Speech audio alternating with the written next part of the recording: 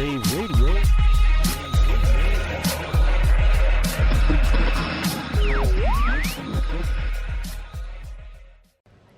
Hey world, welcome to the Trade Show Minute here on Rave Radio, the AV industry's leading podcast network.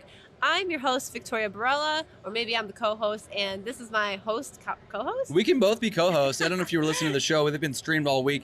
Johnny's been playing a game called What's Johnny Holding? Listen to it. Here's the clip. And I'll let you get back to that later. Victoria? We're coming to you live from Orlando, Florida at InfoComm19. It is day 3. We're so tired, and Johnny is rambling on so many of his Johnny-isms right now. We're in the Peerless AV booth. We are proud to be here and even prouder of our partnership with Peerless for all our podcasts at InfoComm2019. We have our special guest today. His name is Bart Decane, from founder and CEO of Sofitar. Welcome. Glad to be here, Victoria and Johnny. Hi, thank you. So tell us a little bit about Sofitar. I live under a rock / I'm new to the industry, like 3-4 years. Can you tell us a little bit about the company? And we've been only around for a couple of years, so so fairly new. Sofitar is a software company based in Silicon Valley. What we do is we actually can make any digital signage interactive. We provide a software service where we can turn any digital signage screen interactive so that your phone actually becomes a remote control when you're in front of a signage screen in a public venue. Wow. And how we do that is by detecting beacon proximity. So we use Bluetooth technology that's on your phone to detect proximity between your phone and a signage screen. And then we have ways that we can actually make you control that signage screen. So you can request content that the business has made available and request content on demand. Okay. Now, is this specific to any one mobile platform like iOS or Android? So it's both. We actually have our own mobile app. That's kind of the stock, subscription. Includes a location that becomes activated in our own mobile app, our proxy screen mobile app that exists for both iOS and Android. Yep. But then a lot of larger opportunities, retailers, venues, exhibits, trade shows, museums, and so on, where you would want that interactivity, they have their own mobile app already. So in that case, we provide an SDK, a software development kit, that we have both for iOS and Android. Okay. And so you can integrate it into existing mobile apps as well. Random question. What about all those thousands and thousands and hundreds of thousands of people that use platforms like, I don't know, BlackBerry and Windows phones? No? We kind of ignored those for the moment. We'll come back to that later. If you said you have a booth at the show, what are you guys showing this year at InfoComm 2019? Maybe what's the company's goal during the show? Yeah, so I'll show you. I'll tell what we're showing. We have 2 demos set up. So one is a demo for one-way interactivity, where we do handoff of content that's showing on a digital signage screen to somebody's phone, and that we can actually do without a mobile app. So we use something that we call mobile wallet passes. You may know it from the airlines, the boarding passes that you have, right? You get them in Apple Wallet or Google Wallet. So we basically have a way to create a piece of content that shows on digital signage, and then have matching content that we put on a mobile wallet pass that you can install on your phone just by scanning a QR code or by sending an SMS message to a phone number. So it's a one-way interaction that is richer than SMS because it includes, a picture, and it can include a link to a website. It's also updatable at any time, so you can use it for a weekly promotion that updates every week automatically on your phone. And last but not least, we can geofence it. So these mobile wallet passes can become triggers that show up on your phone as a notification on the lock screen when you come within a certain area, either a GPS location or a beacon. So for an advertiser, what we're showing is that we have this advertising network, an in-city advertiser network, where you have one anchor business, maybe a hotel, that would have a large touchscreen showing these different advertisers around town. You install a mobile wallet pass just by scanning it off the screen, the QR code, and then when you come to near any of those businesses in town, it's going to actually trigger on your phone as a notification. So that's our first demo with one-way, handoff from signage to a phone. The second demo is where we do the full interactivity that I mentioned earlier, where we do have a mobile app, where we have a lobby of a movie theater, where now you can walk into the lobby and you can watch the movie trailers that you want to see on screens placed around the lobby. So it's kind of more of an interactive, engaging experience than just the one-way content to your phone.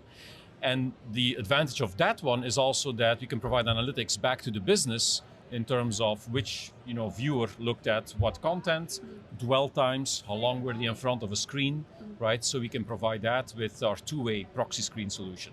So those are kind of two things we're showing here. Cool. And then I'm sure your booth has a ton of traffic. From all the people that are coming through the booth, what is the coolest feature that everyone is like, wow, I really need that in my product, in my solution? What's a feature that they're raving about? Yeah. So this audience monitoring. There's many solutions now to monitor the audience of digital signage. People are within a certain area, right? Whether it is through cameras or through Wi-Fi. The problem, well, not a problem, I would say, but the limitation of some of these solutions is that there's only so much you can do because it's not opt-in. You don't have the approval from a customer to actually do face recognition, right? So you cannot really do that. You cannot identify somebody. There's signs around the booth, but I mean, yeah, it's a gray area. Yeah, and some countries and states like California are actually now, San Francisco has banned facial recognition completely. Oh, I didn't know that. Yeah, just recently, a couple of weeks ago. So we don't do anything that's not opt-in. So to answer your question, what our customers are surprised about is that we can actually detect the individual who is in front of a screen as soon as they have that mobile app on their phone. They don't need to actively launch it. They don't need to launch it on their phone. They don't need to open the app. But if they have that app on their phone with our SDK in it, we can detect that somebody comes within the viewing area of a screen. And now, because you have an opt-in, you have location access when they use the app, you could actually know who that individual is and attribute certain actions to them. We can also send push notifications to them. So that's kind of the neat thing that we're adding. It's not aggregate customer audience, it's actually engaged customer audience that we're measuring. Yeah, and then where do you see your products being used in what markets, or maybe what projects that you can highlight? Yeah, so anything that's high engagement between a customer, guest, or visitor, and a business venue. So it could be a car dealership, for instance, where you have customers interested in the product, they want to find out more. We also see a lot of interest lately from colleges that want to make their screens interactive without having to invest in touchscreens. So the college kids obviously have all mobile phones. They're very mobile aware. So having that interaction from the phone is something that's really appealing to them. Then museums and exhibits. We do a project with actually a museum where we're gonna make all the different exhibits at the museum interactive, so that you can get custom tours in your language. Oh, okay. Right? Based on your language preference, you can get custom tours. And last but not least, ADA compliance. So Americans with Disability Act. So a very big thing nowadays is obviously on websites to make it accessible with screen readers and things like that. It now becomes also for touchscreens that are placed in businesses an important item. You cannot mount a touchscreen higher than a certain height, or it cannot be reachable, right? For somebody who sits in a wheelchair, or you want to show content closer to somebody when they are visually impaired. So those type of things we can resolve with proxy screen as well, because we have that two-way control. So you don't need a touchscreen for the screen to be interactive, but we also can hand off, content that shows on the screen to your phone screen and have it, be more visible for somebody who is not able to see far away. Cool. I think Johnny's brewing up a question over there, or maybe he's just trying to transfer all his knowledge into the cloud. Yeah, Johnny, you know what? there? There's so many clouds out there, and I still don't know which one has my personal info in it, but that's a different podcast, so I'll just go into the question. Question is, at the booth, like for some reason I couldn't make it there. I couldn't see it. Someone here didn't see it. They didn't come to the show, but they're listening to this podcast right now. Where do we all go to learn more about your company? You go to proxyscreen.com, proxy with an I. Proxyscreen.com. Proxy from proximity with an I. Proxyscreen.com, that's the product. Or you go to sofatar.com, that's the company, SOPHATAR.com. Sofatar.com. And to find out more, if you want to reach out to us, it's info@sofatar.com. Perfect. Cool. And then are you guys on the social medias? I'm sure it's on your website if you're on Twitter. Yep, we're on Instagram, I think, with Sofatar Inc. We're on Twitter with Sofatar or Sofatar Inc. So, and on Facebook. So yeah, we're on all three. Awesome. Yep. Any last words for the last day of the trade show?